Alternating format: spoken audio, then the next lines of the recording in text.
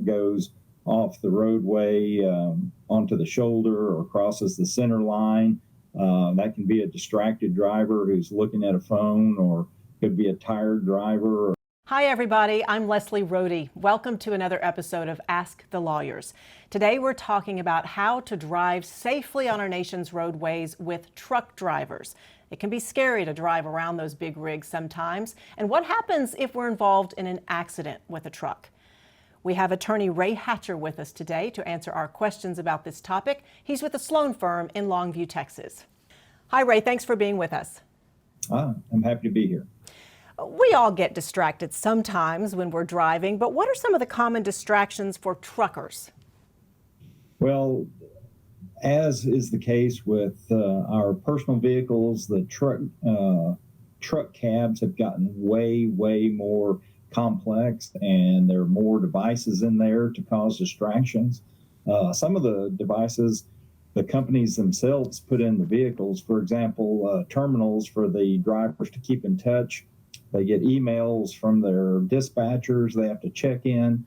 And we've had multiple cases where the drivers rear end a line of stopped traffic on the interstate and never even hit their brakes because they're looking at their computer terminal. So that's one thing that can distract them. Of course, hands-free devices, cell phones, things like that. Even though the federal motor carrier safety regulations prohibit truck drivers from using handheld devices, you can drive down the interstate and see them do it all the time. And their study after study shows that drivers using a handheld device are more dangerous than even drinking drivers. You mentioned drinking. What about drinking, drug use? Is that common among truckers at all? Well, you do see it. Not so much with drivers that are driving for big companies, but more with independent drivers. There are stimulants that drivers use to stay awake and drive in excess of the hours that are allowed by the federal motor carrier safety regulations. Of course, those hours of service, the hours of driving limits that are put in place by the federal motor carrier safety regulations are there to prevent drivers who are fatigued from driving and causing a collision. If you're tired, your reaction rate decreases exponentially the tireder you are. So a driver that's sleep deprived because they've been taking stimulants and driving over their hours, that's a very dangerous driver. Yeah, I would really imagine that type of behavior is extremely dangerous for other drivers out there on the roadways. Absolutely. You see that a lot with drivers that are driving in the oil field industry. Interestingly, truck drivers in the oil field industry are exempted from the hours of service regulations in the federal motor carrier safety regulations. And the reason is because many times they're on a location, a drilling location or otherwise, and they wait for hours and hours to get whatever their truck is going to be hauling loaded and get on the road. There's quite a bit of economic pressure on companies and drivers in the oil field business to get goods, drill pipe, whatever they're hauling, to where it needs to be in a hurry.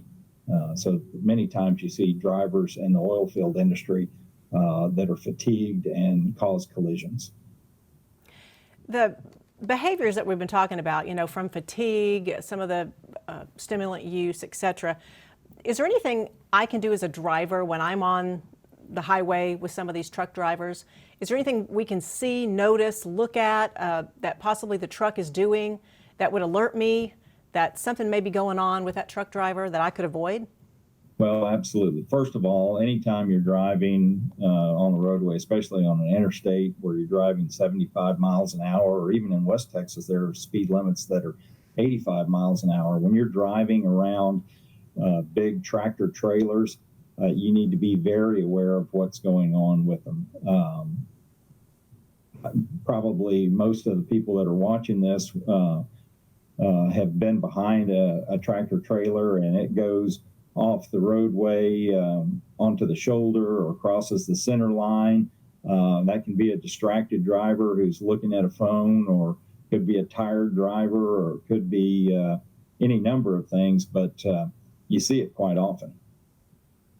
Good to look for some of those things, just like you would in any car, but even more so with a truck driver, I would think. I get very nervous when I'm driving right next to a truck driver sometimes. I want to get on by those rigs for sure. So you yourself, as an attorney, I know you have a lot of experience with dealing with truck drivers, especially in Texas where you are. And how do you prove as an attorney that one of these truck drivers could have been maybe using some chemical or drug, or was distracted by something, either a device in their cab or whatever? How do you prove that as an attorney? Well, you've asked multiple things there. For example, with regard to whether they're been taking any type of stimulant or they're under the influence of anything. After a collision, a truck driver is supposed to be tested for illicit substances within a certain period of time. If there's a fatality or something like that, the state trooper or the investigating police officers may arrange to have that testing done. If it's a collision that is not a fatality, typically that's the trucking company's responsibility to have that testing done within a day or so after the collision. Now, with regard to whether the driver was distracted and caused a collision, that is a matter of, after the lawsuit is filed, obtaining discovery of documents and information from the company or the driver himself with regard to his driving log, with regard to any emails or texts that are sent via the terminal in the truck, text messages on his phone. It's a vast amount of data that you have to get as a lawyer to ferret out what was going on in that cab. Now, the good news is more and more trucking companies are putting dash cams in their trucks, and some of them even have filming inside the cab in addition to filming in front of the truck. So more and more you're getting video that actually shows the collision and what occurred, but you even have a video of what the driver was doing at the time.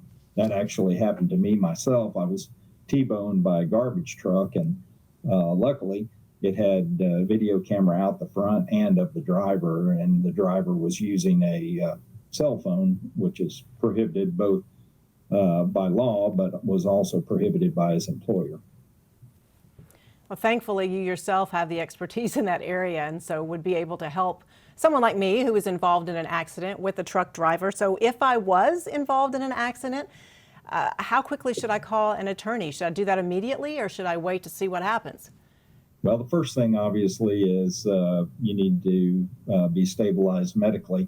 But as soon as you can, and that's even if you're still in the hospital, you need to hire an attorney, because that trucking company has had its own accident investigators and its own lawyers out on the location, and many times downloaded the data from the electronic control modules inside the truck. And they have a huge jump on you if you don't have a lawyer that's looking out for your well-being. So the short answer is do it as quickly as you can. And anything else you want to leave our viewers with today? Any piece of advice? Well, I'll just say one more time. The typical tractor trailer that's driving on the interstate at 75 miles an hour weighs about 80,000 pounds. You need to be very, very aware of it when you're driving around it. Those trucks have large blind spots behind the truck and on the sides. Don't allow yourself to get trapped beside a truck like that, because if the truck inadvertently changes lanes and you're in their blind spot, you're going to get crushed. So be aware. That number alone, 80,000 pounds, is pretty scary. Thank you very much, Ray, for answering our questions today. It's been my pleasure. And we thank all of you for watching. We would love for you to subscribe to our YouTube channel so you will not miss another episode just like this one of Ask the Lawyers. And if you're ready to choose a lawyer that lawyers choose, check out AskTheLawyers.com. Thanks again for watching. I'm Leslie Rohde.